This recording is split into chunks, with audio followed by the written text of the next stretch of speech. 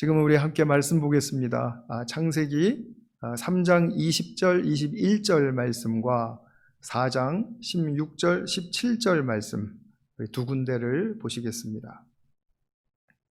먼저 창세기 3장 20절, 21절 말씀 제가 새 번역으로 읽어드리겠습니다. 아담은 자기 아내의 이름을 하와라고 하였다. 그가 생명이 있는 모든 것의 어머니이기 때문이다. 주 하나님이 가죽옷을 만들어서 아담과 그의 아내에게 입혀 주셨다. 그리고 그 다음 4장 16절, 17절 가인은 주님 앞에 떠나서 에덴의 동쪽 노 땅에서 살았다. 가인이 자기 아내와 동침하니 아내가 임신하여 에녹을 낳았다. 그때 가인은 도시를 세우고 그 도시를 자기 아들의 이름을 따서 에녹이라고 하였다. 아멘. 지난 6월 둘째 주부터 우리가 창세기 3장에서 11장에 해당하는 내용을 성경 공부, 카톡을 통해서 성경 공부하고 또 묵상 나눔도 하고 있습니다. 제가 이제 매일 정리해서 올려드리는 글도 있고 또 하루 중에 이제 자유롭게 이제 시간을 내셔서 이제 각자가 읽고 묵상하고 깨달은 내용들 또 결단하는 내용들 이런 것들을 올려주셔서 우리가 참 많은 유익을 얻고 있다라고 생각을 합니다. 그런 창세기 성경 공부와 좀 이렇게 같이 맞추어서 오늘부터 창세기 이 3장에서 11장까지 나오는 인물들을 우리 한 사람씩 좀 살펴보도록 하겠습니다. 주로 이제 짝을 지어서 제가 설교를 하게 될 것 같습니다. 그래서 오늘은 이제 아담과 그의 아들 가인에 관한 그 말씀을 좀 드리려고 합니다. 우리 그 창세기 그 인물을 순서대로 본다면 아담과 하와를 보는 게 맞겠죠. 그런데 이 두 부부의 이야기는 이모저모로 많이 다루었고요. 그리고 선악나무의 그 열매를 따먹는 사건 속에서 우리가 찾을 수 있는 그런 사람의 동기와 또 그것에 따르는 과정과 또 결과, 결실들 이런 것들을 다루기에 참 그 많은 큰 스펙트럼을 가지고 있어요. 아주 다양한 스펙트럼을 가지고 있어서 아담과 하와를 선택하면 그것만 해도 또 몇 시간이 걸릴 것 같아서 그렇게 이제 좀 건너뛰고요. 그래서 이제 오늘은 아담과 가인에 관해서 말씀을 드리려고 합니다. 창세기 5장 5절에 보면 아담은 930년을 살았다 이렇게 말하고 있고 또 130세에 아들 셋을 낳았다 이렇게 말합니다. 그런데 이제 셋에 훨씬 더 큰 형벌이 되죠. 가인은 그러니까 아담과 하와가 그보다 훨씬 더 젊었을 때 이렇게 낳은 아들이죠. 그러니까 가인은 아빠 엄마로부터 그 부모에 대한 이야기를 많이 들었을 것입니다. 그들이 이제 부모지만 이제 지은 죄에 관해서도 들었을 것이고요. 죄를 지은 다음에 또 하나님께서 찾아오셔서 개입하시고 그래서 그 본인들이 어떻게 주님을 이렇게 대했고 또 그 다음에 또 어떻게 마침내 얻은 회복이 있었는지를 진지하게 들었을 겁니다. 그런데 가인은 이제 자기 인생의 어떤 사건에 휘말리게 됨으로써 그 부모로부터 들은 그 회복에 대한 메시지를 놓쳐버리게 된 거죠. 그래서 아쉽게도 안타깝게도 그 아담과 하와의 회복의 길을 걷지를 못했습니다. 이 아담과 가인 이 두 사람의 길 그리고 그 결말 이것을 대조하면서 우리가 성경을 좀 보도록 하겠습니다. 이것이 오늘 설교의 이제 중점이 되겠습니다. 먼저 아담이 간 길 그리고 또 가인이 간 길 이 두 가지를 좀 살펴볼게요. 아담과 가인은 둘 다 죄를 지었습니다. 아담은 선악의 열매를 따먹었죠. 하나님 말씀에 불순종한 것이죠. 따먹지 말라고 했는데 따먹었습니다. 근데 그 따먹게 된 이유가 있었죠. 그 마음속에 하나님과 같이 되면 어떤 느낌일까? 또 어떤 상태일까? 이런 거 좀 호기심을 가졌을 것 같습니다. 근데 제가 좀 강조해서 말씀드리고 싶은 것은 이런 생각이 나쁜 것은 아닙니다. 물론 불손한 행동과 죄의 결과로 가기에 충분한 시발점이 되죠. 그러나 이 시발점조차도 갖지 못하게 하시는 하나님의 그런 강압적인 창조가 아니기 때문에 이걸 자율적으로 우리가 생각할 수 있기도 하고, 그런데 이 생각이 났을 때 그 다음에 어떻게 하느냐, 이것이 참 중요한 것이죠. 여러분 그런 생각 안 해보시나요? 이렇게 뭐 길거리 가다가 동물을 본다라든지, 아니면 자연을 보면서 뭐 나무를 본다라든지, 뭐 산을 본다라든지, 그럴 때 내가 저 동물이라면 나는 어떨까? 나는 저 나무라면 나는 어떨까? 이런 생각 뭐 해보실 수 있겠죠. 그런 생각 자체가 난 인간이 왜 다른 피조물이 되는 걸 생각을 해? 이렇게 하고 그건 나쁜 생각이라고 말할 수가 없지 않습니까? 우리가 호기심이라는 게 있고 또 자유의사가 있고 의지가 있기 때문에 얼마든지 내가 하나님이라면 어떻게 할까? 저도 그런 생각 해본 적이 있습니다. 하나님이라면 내가 어떨까? 너무 바쁠 것 같아요. 그래서 아예 생각을 접었습니다. 지금 정말 크리스찬이 몇 명이나 되나요? 그 사람들이 다 기도를 할 텐데 하루에 그 많은 기도의 건수를 제가 어떻게 다 듣고 일일이 응답해주고 막 이렇게 하겠습니까? 뭐 계획을 짜주고. 그거는 저에게 해당하는 일이 아닌 것 같아요. 웃자고 드린 말씀이니까 각자가 웃으시기 바래요. 예. 그런데 이제 나쁜 게 그 생각이 나쁜 게 아니라 그 말씀을 어기도록 부추긴 뱀의 미혹에 넘어갔기 때문에 그게 나쁘다라는 겁니다. 왜 미혹에 넘어가냐 이것입니다. 인간은 그 미혹을 이길 수 있는 존재로 지어주셨는데 왜 그 미혹에 넘어가냐? 이제 이것이 아담에게는 치명적인 그 포인트가 되는 거죠. 그리고 이제 가인을 보겠습니다. 가인도 죄를 지었죠.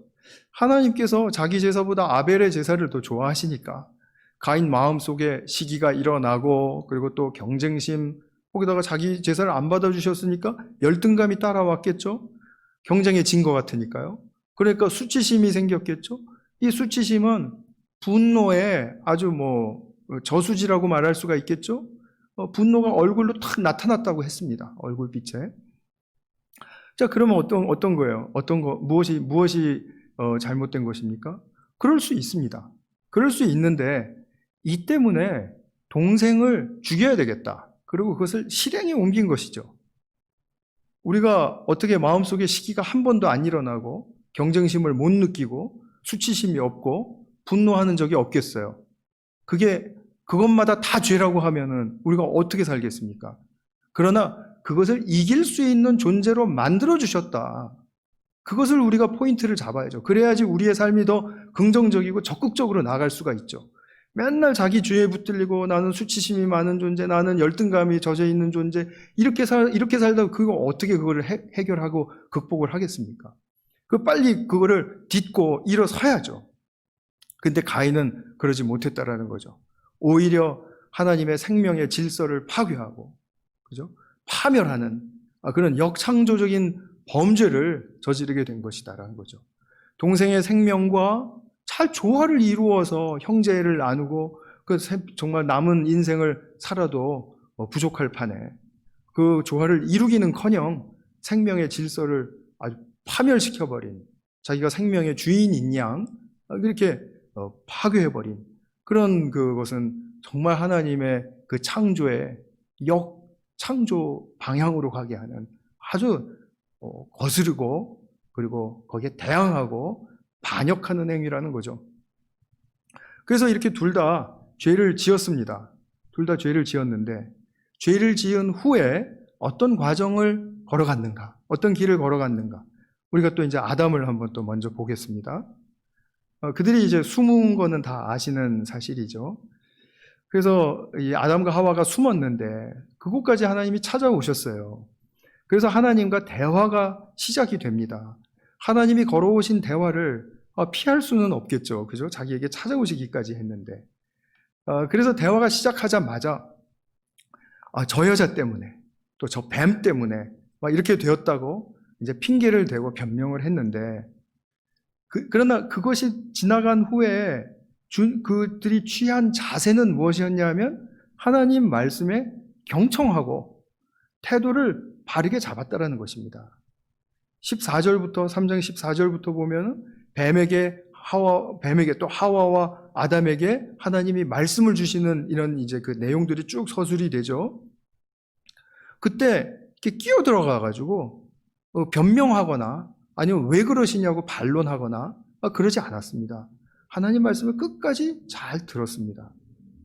여기서 우리가 아담과 하와의 하나님께 대한 태도를 충분히 추측을 할 수가 있습니다.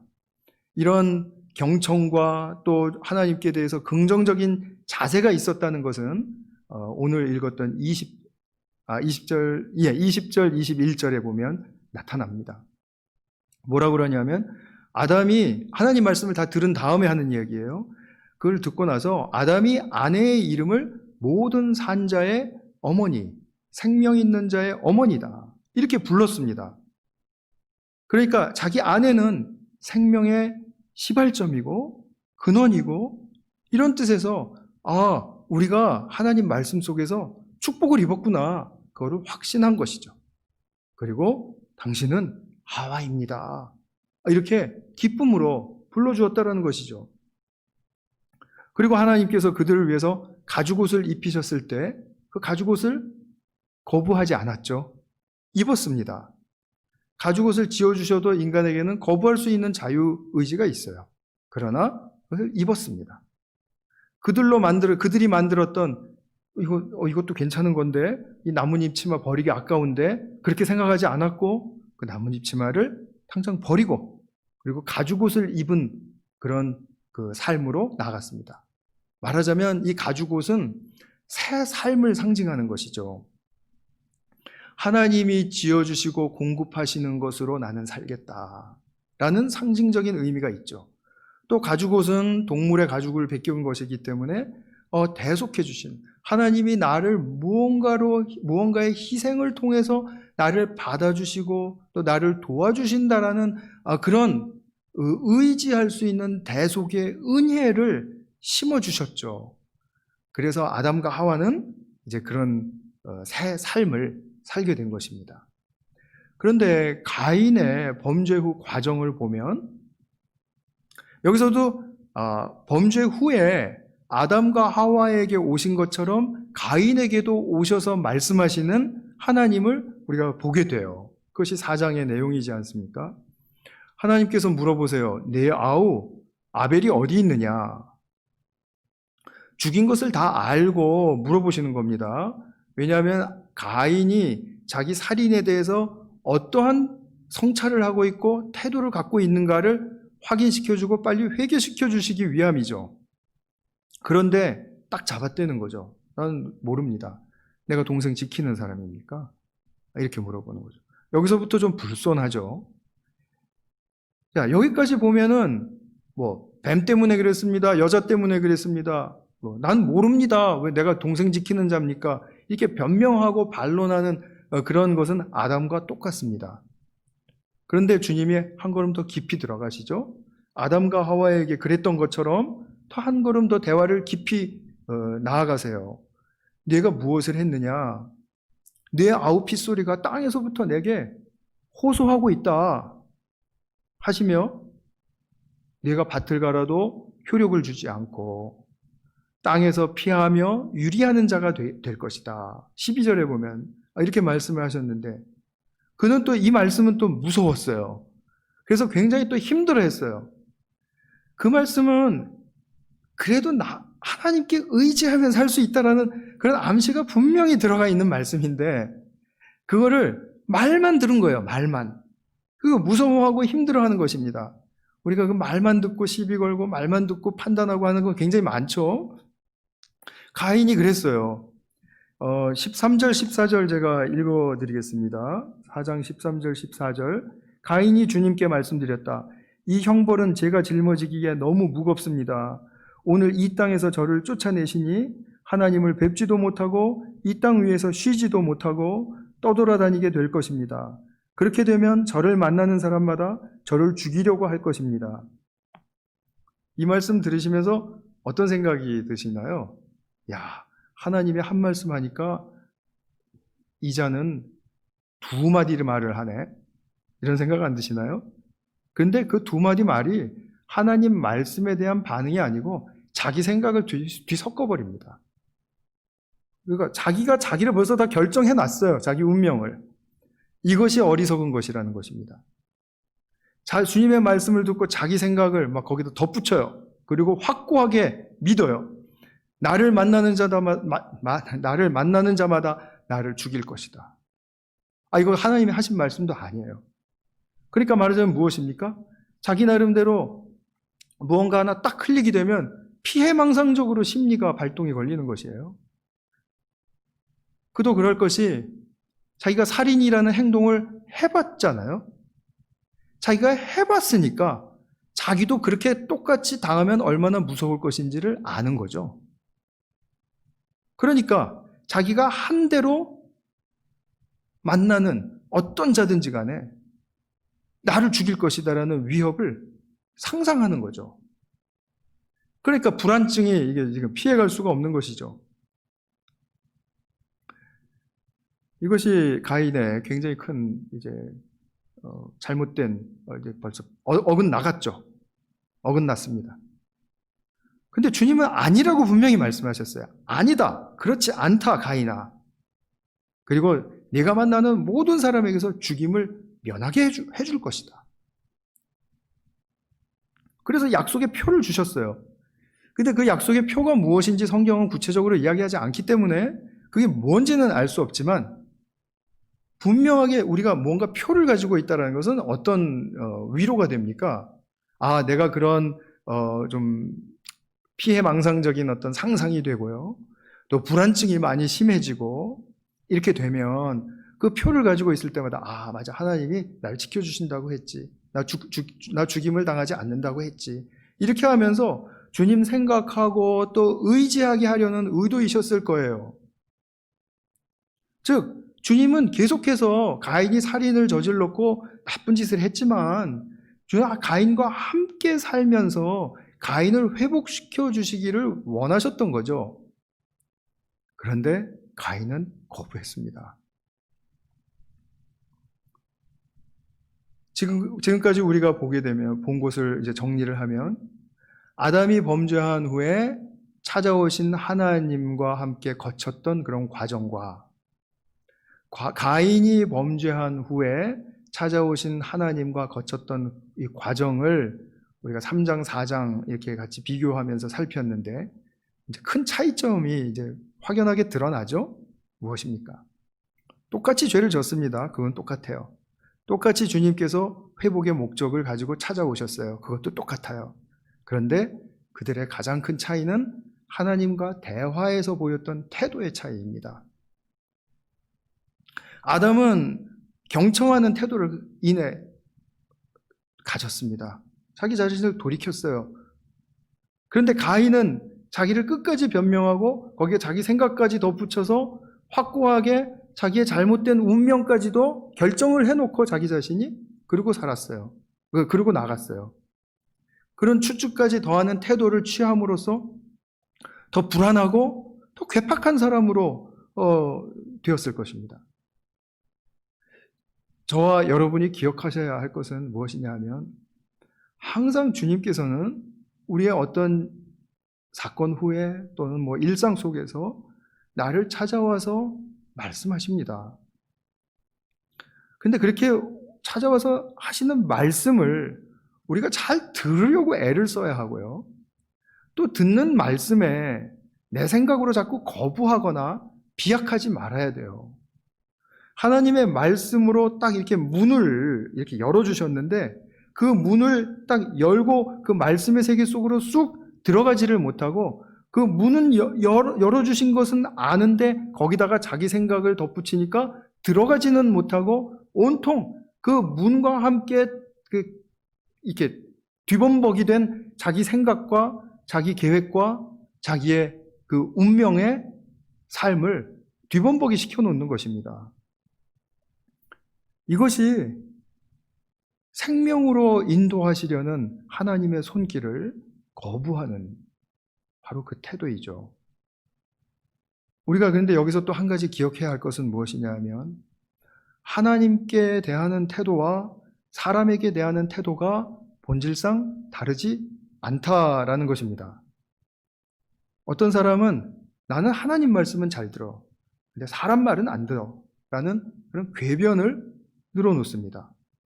물론 어느 정도 이 말을 하는 이유를 이해는 해요. 나는 사람 눈치 보지 않겠다라는 거예요. 좋습니다.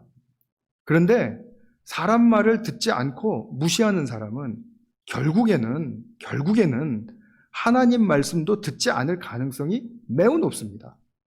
가인과 같이 자기 생각을 하나님이 말씀해 주신 것에 딱 이렇게 시동이 걸려서 발전된 것임에도 불구하고 그걸 하나님의 말씀으로 온통 착각을 하는 것이죠. 하나님이 그래서 날 이렇게 인도해 주셨다라는 거예요. 얼마나 이게 어리석습니까? 하나님의 말씀이든 사람의 말이든 자신이 선택하는 태도로 듣게 됩니다. 나의 선택이에요. 누구도, 하나님도 내가 선택하는 것을 건드리시지 못하셨어요. 아담이 경청하는 것에 그는 기뻐하셨을 겁니다. 가인이 계속해서 거부해서 자기가 나름대로 자기가 결정하고 자기가 선택하고 하는 그런 태도로 듣는 것을 주님께서는 끝까지 가셨지만 결국은 어떻게 됩니까?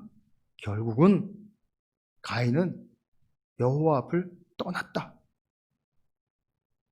하나님이 붙들지 않으셨어요. 엄밀히 말하면 붙들지 못하셨어요. 왜냐하면 사람을 그렇게 지어주셨기 때문입니다. 하나님도 어떻게 할 수 없는 게 사람의 선택입니다. 인정하시나요? 이 말씀 드리니까 졸음이 오시나요? 마스크 쓰고 계시니까 따뜻해가지고.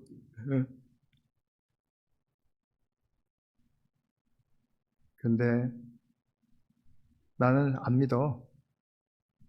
저 사람 말 콩으로 매주를 쓴다 그래도 난 안 믿고, 누구 말이든지 저거는 덜 된 말이니까 안 믿고 의심의 소지가 있어. 저 말은 내가 보니까 잘못된 해석이야. 안 믿어. 이렇게 결정해버리면, 그러면 자기 자신이, 그렇게 결정한 자기 자신이 늘 변명하고 반론하고 따지는 그런 피곤한 삶을 살게 됩니다. 유익과 축복을 잃습니다. 에너지 소모가 너무 커요. 인생이 사는데 힘이 들어요. 그래서 평안 없고요. 내 속에 이렇게 공간이 없어요. 늘상 무슨 말을 들으면 변명하고 반론하고 따져야 될 그 생각이 탁탁탁탁 떠오르는 거예요. 그냥 이건 기계 같아요, 기계. 그래서 그냥 그렇게 살아야 돼. 그렇게 살지 않으면 내가 잘못 사는 것 같아요. 내가 누구 말을 들어주면 이건 굉장히 억울한 일 같아요. 이렇게 살면 안 됩니다. 그래서 두 사람이 각각 다른 결말로 가게 됩니다. 아주 대조적입니다.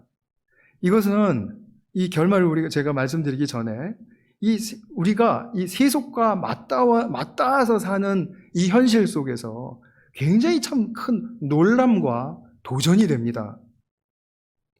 앞서서 이제 우리 보았듯이 아담은 어떤 결말을 맺었냐 하면 아내의 이름을 하와라고 불러줬습니다. 생명이 있는 자의 어머니라는 뜻이라 그랬죠. 그러니까 그건 무슨 말입니까? 이게 말만 그런 게 아니고요. 우리 부부의 삶 속에서부터 시작되어서 이제 생명이 이어지는구나. 하나님이 창조하신 생명이 이어지고 그 생명은 생명 그 자체만으로도 중요하고 소중하지만 그 생명의 의미가 굉장히 부요한 것이구나. 그래서 이것이 축복이구나 하는 것임을 주님 말씀을 듣고 깨달은 것입니다. 여자의 후손 말씀하시고 또 산고의 고통이 있을 거라고 말씀하시는 그 가운데 부정적인 것만 들을 게 아니라 산고 무엇입니까? 출생을 시킨다라는 거잖아요. 사람을 낳을 것이다라는 거잖아요. 그죠? 자녀를. 그러니까 여기에 뭔가 있구나. 비록 출산이 큰 고통이죠. 그리고 자기들 때문에 땅이 저주를 받아서 이 소산이 굉장히 제한적입니다. 말하자면 결핍입니다. 이 결핍에 이제 그의 모드로 들어가게 되었는데, 이런 고난이 있고 결핍이 있어도 문제가 되지 않는 것은 자기들이 하나님의 생명을 잇는 본분을 받았다라는 그런 주체의식이 분명히 확고하게 선 것이고, 그리고 그 생명의 의미를 누리는 그런 존재로서 정체성이 확고해졌기 때문이에요. 그 생명에 대한 본분의 그 주체의식, 그리고 생명을 누리는 그 정체성이 확고했기 때문이에요. 내가 왜 인간이냐? 나는 생명을 누리는 자이기 때문에 인간이다. 이제 뒤에서 보시겠지만 가인은 자기의 정체성을 그렇게 두지 않았어요. 발전이 나의 정체성이고요, 편리가 나의 정체성이고, 뭔가 이 세상에 세속적이고 이렇게 지나가면 없어질 것들이 많은 것이, 그런 것이 자기의 정체성의 기반이었었습니다. 그 뒤에서 조금 보겠습니다. 그러니까 아담과 하와는 무엇을 배운 것입니까? 인생 힘들어. 알아요. 고통이고 결핍이에요. 압니다. 그런데 이 힘든 인생도 주님께 맡기고 살면 돼. 지혜를 얻은 거죠. 근데 가인은 생명의 질서와 조화를 파괴하고, 더 나아가 하나님을 떠나서 자기 성을 구축했죠. 아담과 하와가, 가인이 그렇게 가서 이제 자기 나름대로 개척하고 성을 구축하고 도시를 세우고 또 이제 발전 많이 시켰지 않았습니까? 문화와 사회를 많이 발전을 시켰어요. 기술도 발전시키고요. 그랬더니 아담과 하와가 우리 아들 성공했다. 이제 자기 살 길 찾았네. 독립했어. 이렇게 생각했을까요? 아담과 하와의 가치관이 지금 그렇게 생각하도록 허용을 했을까요? 아니겠죠. 그렇다고 해서 아담과 하와가 가인이 그렇게 사는 거를 막 그 현실을 막 부정하면서, 그죠? 어떤 영적 결벽증 같은 것이 막 이제 막 생기는 거죠. 그래서 우리 자식 중에 저런 놈이 있다니 정말 수치다, 수치. 차라리 안 나오는 게 나았을 걸, 안 사는 게 나을 걸, 막 이렇게 강박적으로 생각을 했을까요? 그게 영적인 것입니까? 그렇게 생각하지도 않았어요. 우리 아들 그렇게 사는 게 너무 안타까울 뿐이에요. 아담과 하와는 그 현실을 받아들였고요, 긍정하지도 않았고 거부하지도 않았어요. 그럼 어떻게 산 겁니까? 어떻게 살았다라는 얘기예요? 오직 자기 본분을 지키면서 산 거예요. 생명에 대한 자기 본분, 생명으로 말미암은 정체성, 그거 지키고 누리면서 산 것입니다. 그래서 재밌는 이제 포인트가 있는데요. 4장 25절에 보면은 아담이 자기 아내와 동침해서 아들 셋을 낳았다라고 했죠. 근데 이것과 연결해서 이제 5장 3절의 말씀 보면 이런 표현이 있습니다. 아담은 130세에 자기의 모양, 곧 자기의 형상과 같은 아들을 낳아 이름을 셋으로 지었다. 이게 무슨 말입니까? 당연하죠. 부모가 자기의 모양, 자기의 형상대로 아들을 낳고 자녀를 낳는 거죠. 근데 지금 여기서 이 포인트를 들으면은 어디가 생각나세요? 하나님께서 인간을 지으실 때, 그죠? 하나님의 모양, 하나님의 형상과 같이 인간을 지으셨다고 하지 않았습니까? 그 본질적인 속성이 이어지는 그런 생명의 이어짐을 우리가 좀 같이 생각을 해본다면, 그러면 아담은 자기가 찾은 생명에 대한 본분, 그리고 또 생명으로 말미암은 정체성, 이것을 그대로 이어받는 아들 낳았다. 그 아들의 이름이 셋이다. 이렇게 말을 하는 거죠. 그러니까 셋은 이제 그래서 경건 계열의 이제 그 스타팅 멤버가 되지 않습니까? 말하자면 아담과 하와는 출산의 큰 고통, 그리고 삶의 고달픔, 그리고 우리 가까이서 죄의 참상이 벌어지고 아들 이야기죠, 가인. 그렇게 되더라도, 그런 것들이 있더라도 어찌하든지 간에 자기 모양과 형상을 닮은 아들을 낳기까지, 셋을 낳기까지, 그리고 또 그 후로도 그는 자기 인생의 주체성과 정체성을 지켰던 것입니다. 이것이 아담이 누렸던 축복이죠. 하나님의 생명의 창조가 있었습니다. 그 창조된 생명을 이어가면서 역사하시는 생명의 그 또 원리가 나 같은 인간에게만 유독 부어진 이게 정말 큰 축복이구나. 이게 축복의 유일성이구나. 이걸 알았을 때 결코 그 축복을 놓치지 않고 싶었던 거죠. 반면에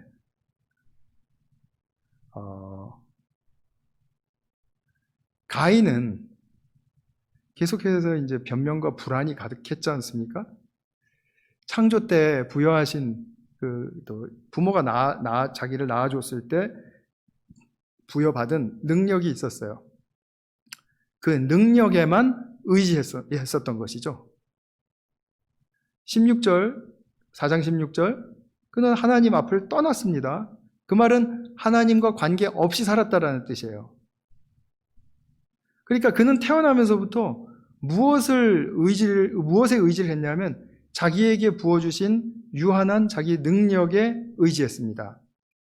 그런데 가인에게 부어진 능력은 세속적으로 보면 굉장히 큰 것이었어요. 그래서 온갖 기술과 문화와 사회를 고도로 발전을 시켰습니다.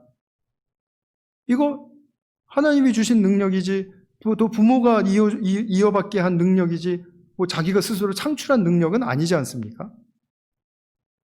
그런데 그 하나님은 빼고, 부모의 그 경건한 삶은 또 배제하고, 자기 능력에만 의지하니까 어떤 삶이 이루어집니까? 사회 문화는 발전시킬 수 있었죠. 그러나 결말이 어때요? 악한 자, 생명에 거스르고 그가 동생을 아벨을 살인한 것보다 더 큰 살인을 저지르는 소름 끼치는 라멕이라는 후손을 낳게 되죠. 이것이 상징하는 바가 있는 것입니다. 어쩌다 보면 그런 아들 나올 수도 있죠. 그래요, 정말. 어쩌다 보면 나올 수도 있어요. 그러나 성경에서 지금 이야기하고 싶은 포인트는 이것이 상징적인 것이에요. 더 큰 살인자, 더 큰 역창조의 반역자를 길러낸 문화와 사회가 되었다라는 것입니다. 그것의 시조가 누구예요? 가인이라는 거죠. 성경은 반창조적인 삶이 어떤 것을 일으킬 수 있는가에 대해서 두 가지를 분명하게 말해줍니다. 하나님의 반창조적인 삶이 이 세상과 세속을 발전시킬 수 있다. 충분히 발전시킬 수 있다. 충분이라는 말은 사람을 속된 말로 호릴 만큼 발전시킬 수 있다. 그래서 획 넘어가게 만들 수 있다. 또 하나는 뭐냐면 생명에 관해서는 파괴적인 모습을 분명하게 일으킨다. 이 두 가지입니다. 두 가지. 이것이 하나님을 떠나서 얻은 비극이에요. 그러니까 하나님 안에서 발전했다면 우리가 쓸 만큼 그리고 쓸 만큼 얻었다 하더라도 또 나눠 쓰고 싶은 마음이 있고 또 약한 자와 가난한 자를 보면은 또 그것을 돕고 싶은 마음이 있고 그래서 이 사회가 너무 부자들 중심으로 가지 않도록 그것을 좀 하는데 세율을 올린다 그래도 그래 우리가 그래야 가난한 사람들한테 가지. 그런데 또 구조적으로 보면 세율을 올리는 게 가난한 사람들한테 또 더 피해가 가는 경우도 있으니까 또 그것도 또 우리가 좀 잘 교회에서나 아니면은 우리가 사회에서라도 크리스찬 마인드를 가지고 그렇게 관심 있고 저 법에 좀 이렇게 나가려고 하는 사람들 좀 잘 도와주고 그래서 같이 좀 이런 것들을 의식화하고 그래서 좀 우리가 이야기하고 해서 크리스찬이든 크리스찬이 아니든 간에 이 세상이 좀 순창조적인 방향으로 갈 수 있도록 이렇게 해야 되는데 그게 아니잖아요. 일단 세금 올린다 그러면 어떻게 하지? 또 뭐 이렇게 하고 또 짜증이 나고 또 막 이제 그게 화가 나지 않습니까? 정부 때문에 못 살겠다 뭐 이렇게 나오고요. 그러니까 또 정부는 사람들 또 계속 이야기가 이어지네요. 그러니까 정부는 또 눈치 보느라고 세금 못 올리고, 그런데 또 공약은 했는데 또 그것도 뭐 지킵니까? 또 올리고 또 뭐 이렇게 해가지고 뭐 이렇게. 그러니까 또 서로 속이고 속인다고 또 그러고요. 이게 아우성 아닙니까? 이것이 성경의 반창조적인 삶이 일으킨 발전된 모습이라니까요. 피해갈 수가 없는 거죠. 오늘날 우리가 이렇게 현실을 보면 우리가 생명을 더 중시 여기나요? 아니면 발전과 편리와 풍요를 더 앞세우나요? 우리 지구촌은 제가 보기엔 거대한 가인의 성 같아요. 저는 부인할 수 없다고 봅니다. 자본주의보다 사실 자본주의라는 말도 사회주의에서 좀 이렇게 비아냥거리고 조롱하는 말투로 붙여준 말이랍니다. 그런데 우리가 자본주의 안에 들어와 있는 사람들도 생각해 보니까 뭐 적절한 더 말이 없거든요. 그래서 그냥 자본주의라고 부른 거예요. 그런데 우리는 자본주의를 떠나서 또 살 수 없습니다. 그 한계가 우리 분명하게 이렇게 딱 이렇게 세워져 있다는 것을 우리는 알아요. 그런데 오래전부터 이미 자본주의 천박해졌다, 이런 말 많이 듣지 않았습니까? 근데 요즘은 이제 이 천민 자본주의, 천박한 자본주의가 아니라 야수 자본주의라고 이름이 붙여졌어요. 독일에서 주창한 말이라고 합니다. 야수 자본주의라는 것은 뭐냐면 이 자본주의가 가지고 있는 결함을 인정하지 않아요. 자본주의가 가지고 있는 결함은 무조건적인 생산입니다. 과잉 생산하더라도 또 생산해야 되는 거예요. 왜냐하면 생산이 멈추면은 자본주의가, 자전거가 멈추면 쓰러지는 것처럼 이렇게 자본주의가 쓰러지거든요. 그러니까 무조건 과잉 생산이에요. 이렇게 딱 보고 생산하는 게 아니라는 거죠. 정말 어리석지 않습니까? 어떤 것도 불사해요. 성장과 편리, 그것이라면 어떤 것도 불사해요. 생명도 불사한다는 이야기죠. 그러니까 오늘날 생태계가 이렇게 파괴되고, 정말 우리가 이 주변에 있는 우리 동식물들을 바라보면서부터도 우리가 생명에 대한 존중심을 가져야 될 거라고 저는 분명하게 믿습니다. 나 같은 인간이 아니라고 생명에 대해서 경시하는 것은 정말 너무나 인간 이기주의적인 발상입니다. 그러니까 이 성장에 대한 목마름과 이 조급함이 며칠 굶은 야수의 절박함과 같다는 거예요. 큰일 나는 줄 안다라는 거죠. 경제 성장률 다 같이 똑같이 떨어지는데 같이 좀 감수해야 되겠다, 이런 생각하면 안 될까요? 저 사람 순박해가지고 몰라서 하는 얘기야, 저게. 그렇죠. 또 몰라서 하는 이야기일 수도 있겠죠.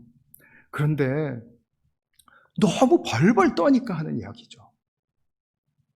그냥 모든 언론과 그냥 모든 사람들이 다 이걸 이렇게 이야기하면은 그럼 지는 먹고 살 거 있나 보지?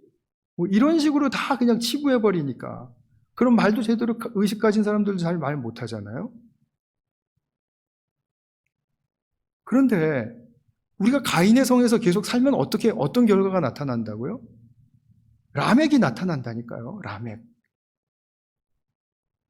그걸 우리가 허용해 주어야 되겠습니까? 저는 제가 하는 말이 비약이 아니라고 믿습니다. 왜냐하면 계속해서 이 역사를 반복하면서 살아왔는데 21세기에 들어와서 더 나아지지는 않고 분명한 것은 더 나빠지고 있는 것이 확신하기 때문이에요. 그래서 제가 이 푸념은 이제 그만두고 하나님 말씀으로 돌아가서 우리가 아담과 가인의 삶을 보면서 어떤 삶을 택해야 할지 우리는 분명하게 갈림길을 만나고 있습니다. 나는 무엇에 대한 주체의식과 정체성을 가지고 살겠습니까? 생명의 고귀함입니까? 아니면 발전과 부요입니까? 여기서 하나님께서 창조하실 때 가지셨던 그 마음을 깊이 찾고 공감하실 수 있기를 바랍니다. 저는 이것이 인간의 말로 설득되는 문제는 아니라고 봅니다. 그렇기 때문에 창조하셨을 때 주님은 어떤 마음을 가지셨을까? 그것을 깨닫고 공감할 때 우리의 삶의 방향은 비로소 전환될 수 있다라고 생각합니다. 말하자면 패러다임 시프트가 우리 모두에게 요구되는 거죠. 저는 패러다임 시프트 됐는데요? 천만의 말씀이에요. 패러다임 시프트는 그렇게 한 번에 되는 게 아닙니다. 역사를 거쳐서 계속해서 이루어져야 되는 것입니다. 우리가 그냥 그 하나하나의 그 어떤 매듭을 지을 때마다 이렇게 패러다임 시프트가 있는 경우가 있기 때문에 그렇게 갑자기 뭐 이렇게 탁탁 전환되는 것처럼 이렇게 보여서 그렇지, 이것이 계속해서 사람의 의식 속에서 의식화되지 않고 또 그것에 대한 도전 의식이 없으면 벼랑간에 일어나는 일은 아니라는 거죠. 주님의 창조 속에서 우리는 살고 있지 않습니까? 벗어날 수는 없어요. 근데 참 주님의 창조 속에 가인의 성을 짓기보다는 우리가 소중하고 영원한 그 생명으로 빚어지는 관계, 생명으로 빚어지는 소명, 이것이 참 부유하다라는 그런 분명한 믿음을 가질 때 우리가 이것에 대한 본분, 그리고 또 이것으로 말미암은 나의 정체성이 결정되는 그런 축복이 우리 모두에게 정말 확실하고 또 넘칠 수 있기를 축복합니다. 같이 한번 기도하겠습니다. 사랑하는 주님, 감사합니다. 우리가 아담의 길과 가인의 길을 대조해서 바라보았습니다. 그 결말이 너무나도 큰 차이가 있어서 우리가 참 놀랍기도 하고 참 도전이 되는 부분이기도 했습니다. 이미 창세기 때에 이런 일들이 벌어졌음을 저희들이 볼 때 인간의 역사란 정말 이 되풀이를 하는 역사를 걸어왔구나를 우리가 분명하게 알게 됩니다. 그러나 주님, 우리가 이제 주님의 창조의 그 생명과 또 생명에 대한 본분을 주시고 또 생명의 정체성을 주셨는데 그것을 우리가 어떻게 지키고 어떻게 누려가야 할까를 고민할 때 바로 주님의 마음을 더욱더 깊이 공감하고 그 창조 때 가지셨던 계획과 완성에 대한 계획에 목적에 저희들이 더 깊이 들어가면서 배우게 될 때 우리들에게 분명한 주님께 합당한 그런 변화가 일어나고 또 우리 모두에게 더욱더 큰 생명의 축복이 부어질 줄로 믿습니다. 이것을 간절히 간구드리오며 우리 구주 예수 그리스도의 이름으로 기도하였습니다. 아멘.